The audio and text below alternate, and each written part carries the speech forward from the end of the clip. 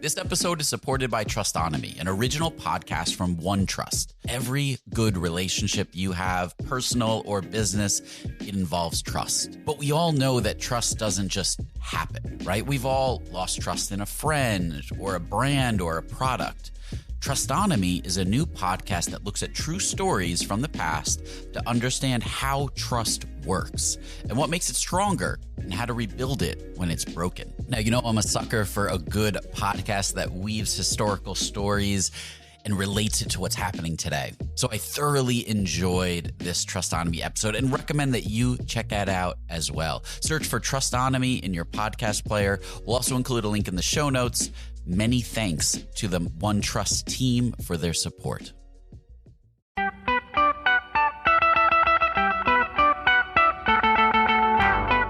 Welcome to the Rocketship podcast. I'm Matt Goldman. I'm Michael Sacco. And I'm Joelle Steiniger. Today we talked with Sahil, the founder and CEO of Gumroad.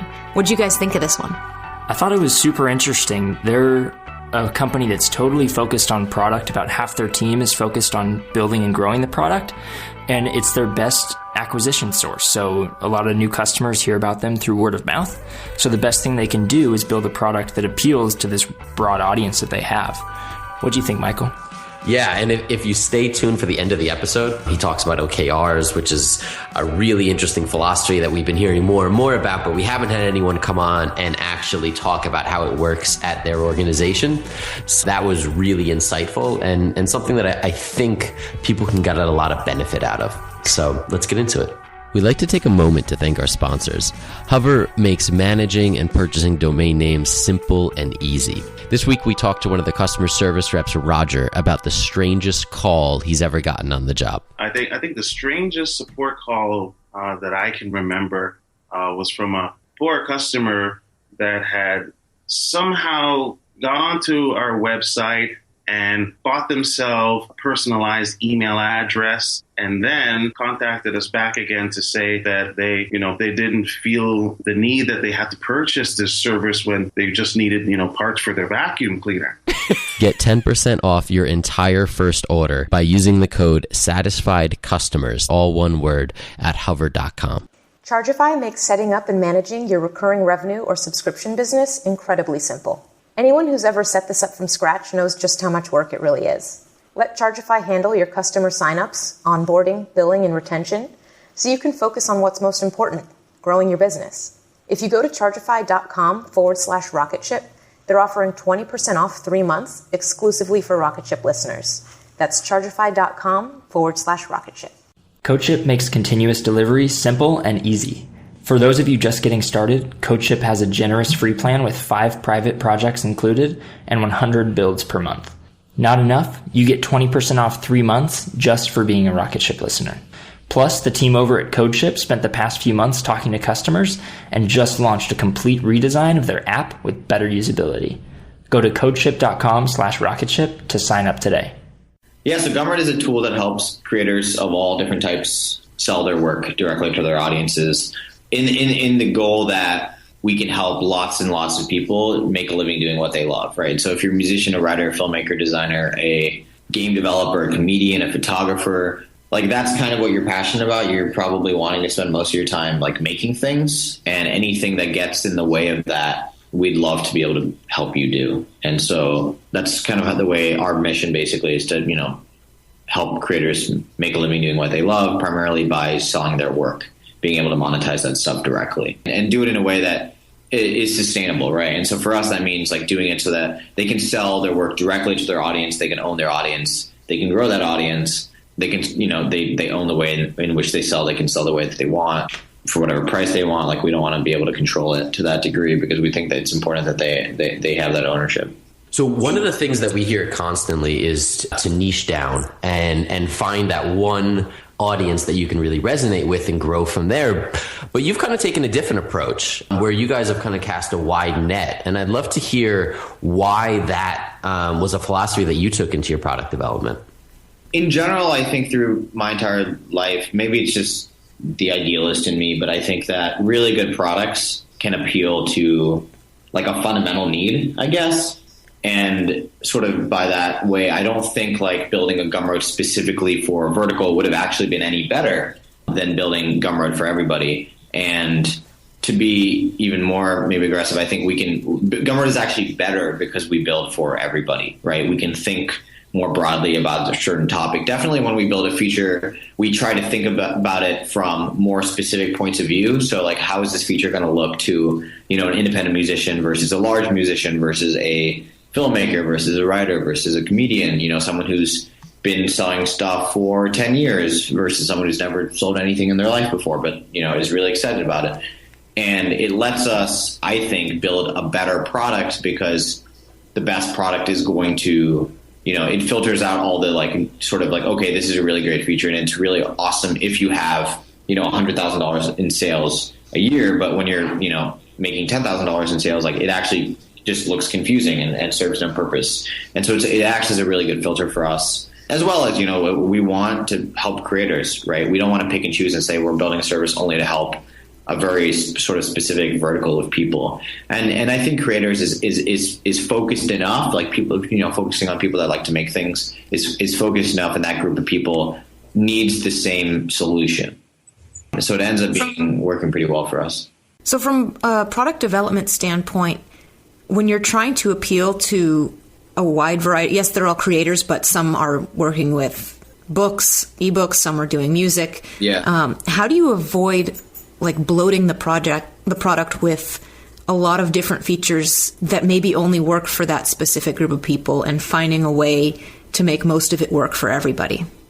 The best, I guess, way to do that is to just constrain. Like we're still a super tiny team. We're 22 people now, so I guess we're getting bigger. But like, you know, we have a limited amount of time, right? And so we can only build so many things. And so if we had a choice between building a feature that was specific to, you know, a small percentage of total creators on Gumroad versus like basically every single person, like we're going to bias towards helping more people rather than less.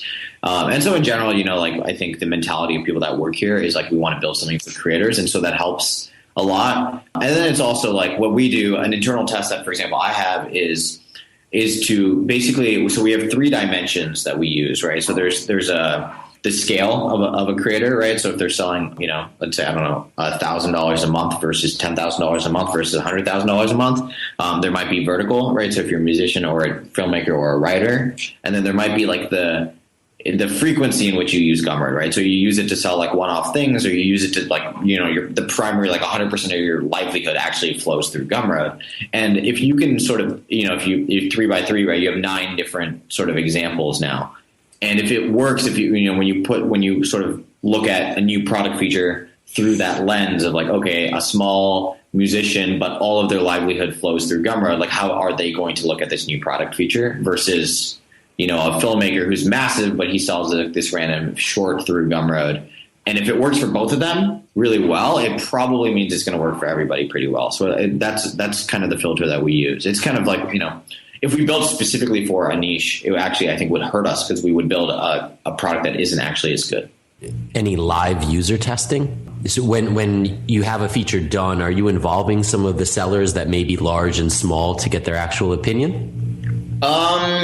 We try. So it depends on the feature. You know, definitely a priority for us is to move really quickly. And so we definitely have a bias towards like shipping things and then reacting really quickly to feedback. In general, I would say we don't do like sort of active user testing, but that's only because I feel like we have a really good sense every single day of like what people are looking for because we are so close to our user base. It doesn't feel like I have to, like, you know, for example, if I had to be like, okay, this is what's most important to a filmmaker that we don't do today, I shouldn't have to go out and ask that. I should have already internalized that, you know, just by working at Gumroad and being in the office every single day. Which I think everybody at the company can kind of answer these questions. And then, you know, being really good about just like, yeah, the great thing about being able to move fast and shipping things really fast is also the fact that we can like change things that shipped and weren't received well really quickly as well. And so it doesn't happen that often, actually. Like, I think that's mainly because we are just so engaged that we kind of know we rarely, and we're so resource constrained that we don't mess around too much. Like if there's a 50% chance that you know, an idea is not going to be received well, we'd rather work on something that we know is, right? An example of a time when a feature that you thought was going to do really well possibly didn't, and the type of feedback you got? Yeah, so I think the most common occurrence of that is when we build something that is useful, but it's kind of only useful with another feature. So for example, like 2 years ago, we shipped a feature called Variants, which allowed people to basically create variants per product. So you could say, hey, you're buying my book, but there's actually 3 different versions of my book. There's like the normal book, there's like this crazy bundle, and then there's like this advanced, this like exclusive, whatever. And basically allowed you to do tier pricing within a single product. You could charge the same amount, you could charge a different amount. If you wanted to charge the same amount, an example might be like you can select if you're, an EPUB or a PDF consumer, and then you'll get that file only kind of thing, just so you can save yourself time and complexity. Or, I speak English, I want the English version. I speak Spanish, I want the Spanish version. I'll pay $5 for both.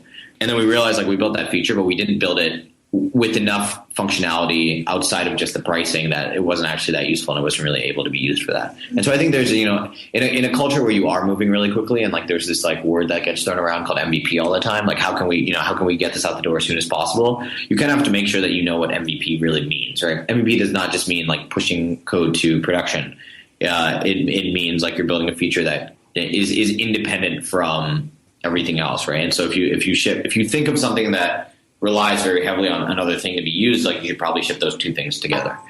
What approach do you guys take to that customer feedback? Because you are moving quickly. So it sounds like when you ship, you guys have an engaged community that's giving you feedback on the new features. How do you prioritize their opinion, what they want, and what you guys end up sticking with? Yeah, it's really difficult, right? Because there isn't an exact formula. It's really hard to say, number of users times value per user minus development time times passion of development.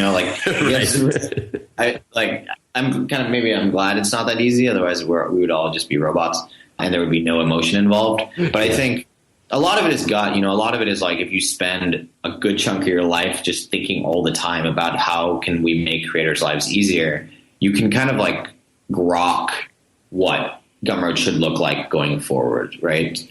And I think the difficulty is that you cannot be totally reactive. We get a lot of feedback from a lot of people, and that's really awesome. And it's really great that Gumroad helps people make their livings, but it also means that feedback comes with a lot of weight, right? Because if you're making literally your income on Gumroad and you say, hey, this feature would help me pay my rent or move into this house faster or help me pay my mortgage off in a reasonable, it's harder to say, sorry, no, we're not working on that because we're working on this other thing. Right. And also you don't want to not share because it's secret, but to share because you don't want to it's irrelevant to them. They don't care that you're fixing a bug for this other user or, that you think that this other feature that has no use to them in whatever way is important. Mm-hmm. And so that becomes really challenging. Honestly, there's really no good answer for that. I think kind of a gut call. A lot of it is a gut call. A lot of it is we try to do simple math. In general, probably work. It's probably I guess they're called a random Bloom filter or something like that, or a random trees or something where you basically there's no sort of answer. You basically have 10 questions and you have a bunch of these biases, and that will give you a yes no, but there is no single yes no in that entire pipeline, right? So for example, you might say we're going to bias towards helping a feature that's going to be used, let's say, by more creators versus less. You might be biased towards a feature that's going to be used by high volume creators over less high volume creators. You're going to be biased towards et cetera, et cetera, et cetera. But at the end of the day, there's still no yes, no answer. You just have these inputs, right? And it's kind of up to you to kind of weight them in whatever way. Definitely, there's things that will trump the line, right? So for example, if there's a bug that prevents someone from doing a function, we will probably treat that with extremely high priority. But it gets harder the minute it's not that a breaking bug or something. I wish I had a better answer for myself. No, it's just the reality of the situation. Yeah. With such a focus on product, I'm guessing most of the people on the team are working on product. Over half, yeah. So how do you guys keep track of what everyone's working on and the priority of these different features and bugs that need to be released? Yeah, so we have a pretty good I'd say commitment to using internal tools as universal truths. So a universal truth meaning like basically like the ultimate, like the end all be all of what's important and what's happening at the company, right? Let's say you're a new employee and you start tomorrow, you can basically, well, tomorrow would be bad because then it'll be a Saturday, but let's say you start on Monday, you can now see what every single person in the company is working on, right? Which inevitably should be what they think is a high priority because otherwise they probably wouldn't be working on it. And that's really cool. That's really powerful. And what it does is it not only like we talked about how this gut thing, right? Like I've built up over working on Gumroad for like over 3 years, like this instinct, which is not really instinct. It's just like a bunch of data that I can't really pinpoint as data anymore because it's just like internalized. But if you're a new employee, like, how do you join the company and then know what's important or not? And a great way to do that is to see what everyone else thinks is important or not, and then kind of bring your own input into that, your own insight and experience, and sort of modify that and make everybody else smarter, and then also inform yourself. And so that's really important. The alternative being if we didn't do that, like you would spend a month meeting every single person and being like, hey, what are you working on? Why are you working on it? And that's not ideal. And then we also we use OKRs. It's it stands for Objectives and Key Results. I don't know if you've had a similar sort of thing talked about on the podcast before, but it's basically this thing popularized by Google where it's a relatively well-defined system of setting quarterly goals and sort of executing on them. And there's a couple of nuances to why they work so well, and I think they've been really awesome for us. It's kind of scary because OKR seems like a fancy big company word, but it's been phenomenal, and it's a really good way of getting a sense of like not only what's important to each and every individual, but what's important to us as a company, right? Because at the end of the day, like, you want to know, like, great, I'm fixing this bug or I'm building this small feature, but like, how does that contribute to the overall vision of the company, right? Gumroad is going to look like this in 5 years, but it's not going to look like this in 5 years. And like, that's going to happen randomly. That's going to be an incremental improvement over every single day. Things are going to change, right? And those things are going to get us to that point. And there needs to be some level of clarity there in like, okay, like to be there in 5, we have to be here in 3. And to be there in 3, we need to be here in a year. And to be there in a year, this is kind of, this is how my quarter looks like. And to be there this quarter, like I need to work on this right now. For someone that isn't familiar with OKRs, can you kind of take us through just the high level, who's setting that priority? How are you kind of reconciling that priority with everyone who works there? Totally. So when we first started doing OKRs, which I think is roughly 9 months or a year ago now, we already had our priorities in other ways, right? Like it wasn't like because before OKRs we were just working on random stuff. We had some sense of like these things are important. And so, the first thing was just to get those priorities written down and like in the system. And so the way OKRs work is you have these objectives. This can be per individual, it can be per team, it can be on the company level. And objectives, OKRs stand for objectives and key results, right? So the objective is, hey, we want to make Gumroad easier for filmmakers, for example. And that might be an individual thinking that might be a team thinking that, et cetera. And as the company grows, OKRs should scale, right? You can add levels of OKRs and scope them to whatever degree you want.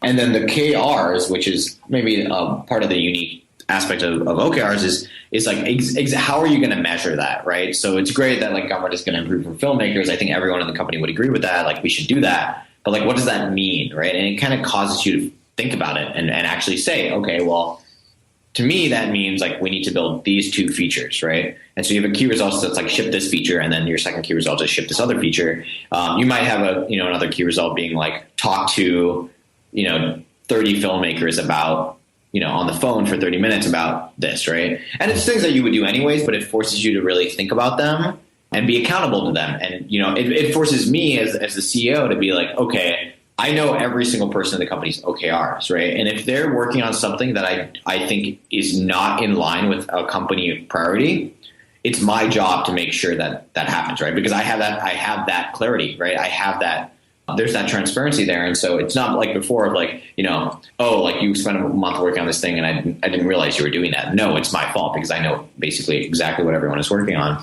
Or at least what everyone says they think is important. And then it's my job to validate that. And then great. And then we're done, basically, right? And there's a couple of more nuances. Like you want OKRs to be incredibly measurable, right? So you don't want it to be like, make Gumroad better. It's like, make Gumroad better by X and in this way, right? It forces you to really think about the objectivity there. We use a filter of like, can someone else check into your OKRs for you, right? So I should be able to, I won't, but I should be able to check into someone's OKRs for them because they're measurable, they're objective, and they're not vague, emotional, subjective at all. And then the other thing is they are super ambitious. They should be incredibly ambitious. It should not just be like, hey, my goal for this quarter is, to build these 5 things and to fix 20 bugs or whatever. It should be like, if this quarter, like if I just destroy this quarter, like we're going to be all the way over here and it's going to be freaking great. And even if you hit 100%, like you shouldn't even hit 100%, right? Like that's just the whole point of OKRs is kind of like forward thinking, forward looking, ambitious. Like if you hit 100%, it probably means your OKRs weren't ambitious enough, or you worked to the point of like your fingers were bleeding and like that's not sustainable whatsoever. And so it's a really cool system. It works really well for us. There's a couple of other, sort of details like the fact that every single individual OKR fits under a company OKR. So there's literally like a way to look at that sort of that tree structure of like, okay, the company wants to do X and like, these 3 engineers are going to contribute to X. Like our comms person is going to contribute in this way. Our growth person is going to contribute in this way, et cetera. And it gives everyone this really cool feeling of like, we're in this together, right? We're all building towards this common goal. And, I think it's kind of like, I don't know, like an army or something, right? Like if everyone knows like we need to go do this, but if people don't know exactly, and everyone's excited about it, but like, it's a lot more smooth and frictionless if everyone is kind of doing it together and feels like, they're all headed in the same direction. And it's just more fun, right? It just, it's just cooler to be like, oh, wow. Like I realized that the bigger impact of what I'm building today. Can you give an example of what an appropriate company goal would be that people would be working towards? Yeah. So for example, a company goal might be to grow our volume, right? To grow the volume that we're processing on a daily basis. We might have a company goal that's like make Gumroad really awesome. So this is an actual one. So from last quarter, I believe we had a company one being like make Gumroad a much better experience for people that are like making over $200,000 a year on Gumroad, right? So we had this, I wouldn't say problem, but we had this like not perfect situation where Gumroad is phenomenal at getting started, but you hit a point where like Gumroad kind of, the UI doesn't really work as well for you. Like these things that were super kind of like what we talked about in the beginning, right? Like this sort of dimensions, like if you have like our dashboard is phenomenal if you have less than 10 products, but then like the minute you had, I don't know, 50 products or 100 products, or like some people have literally thousands of products, the sort of singular list dashboard doesn't really work as well for you. And so we basically had an OKR around like, how do we, fix that problem? How do we make Gumroad much better for that type of that scale of creator? Because we don't want people to like, it's kind of weird, right? Like the better you do, like, the worse the product gets for you. And that's not great. So we had a few features under there. We had a few other things like that all kind of scoped under. So now, for example, if you have anywhere over 10 products, there's like a little search bar and you can just like type into this thing and it'll, basically autocomplete with the products that match that query, right? And so like if you're, for example, a bookstore and you have 3,000 titles, you can search by the author name and like all of a sudden, boom, like you just have the 4 books that you care about. And so simple things like that, right? But like it painted under the picture of like this theme, it seems a lot easier to digest. And then on the other side, it's really cool because then if you're like a creator, like all of a sudden, like within like a quarter, like 3 months, like 30 features or a few things got built for you versus like randomly, sporadically, like your experience got better. It really feels like the company cares about you in that way. And we can, and there's other benefits too, right? Like from a marketing and messaging perspective, we can kind of group those things together and be like, hey, Gumroad is so much better for you now. And it's a lot easier to say that versus like every random amount of time, being like, hey, we pushed a small little thing for you here and we fixed this thing over here for you there. And this thing is a little better for you now. So yeah, in general, it's like almost like less context switching for everybody, less context switching for the company, for individuals in the company, and for our end users, our creators. Yeah, that's very cool. We hadn't heard that deep of a dive into OKRs, and it's something that could be really powerful for people. So where can we keep up with you and Gumroad online? Yeah, so you can keep up with us depending on your preference. Twitter is probably, Twitter's probably the best place. Like, so at Gumroad, my handle personally is at SHL. We also exist on all various other types of social media platforms like Facebook and things.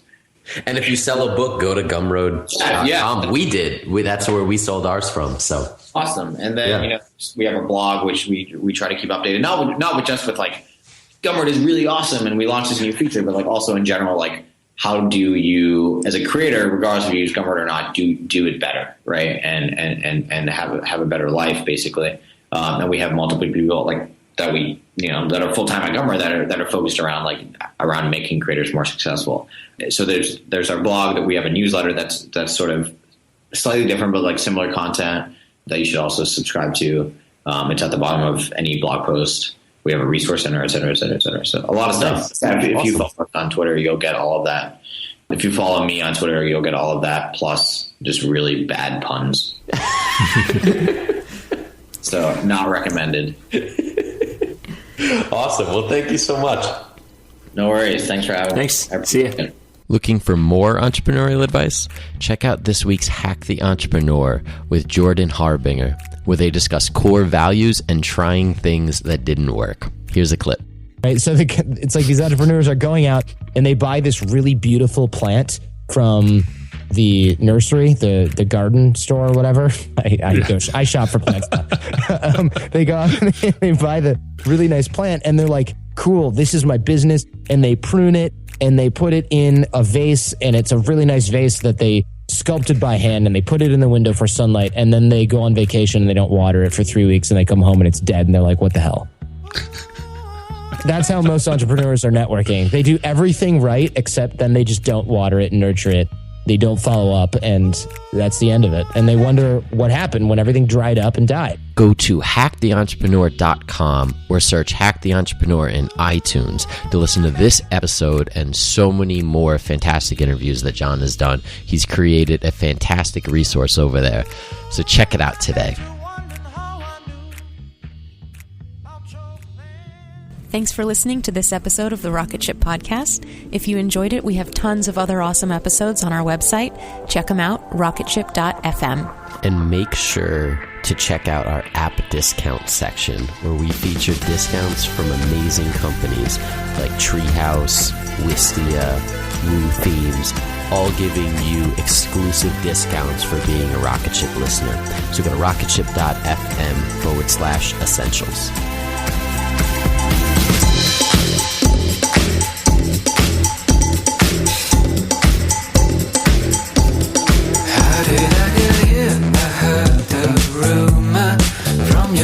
Sister that you knew me, and you end up dancing closer to me. I know that I broke the rule already.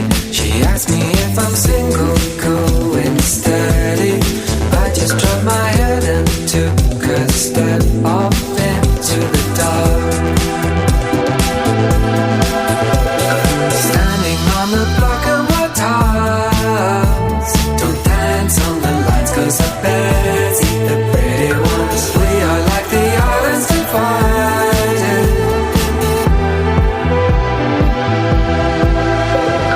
Jump to the beat of a party line. Jump to the beat of a party line. There is no one here but you.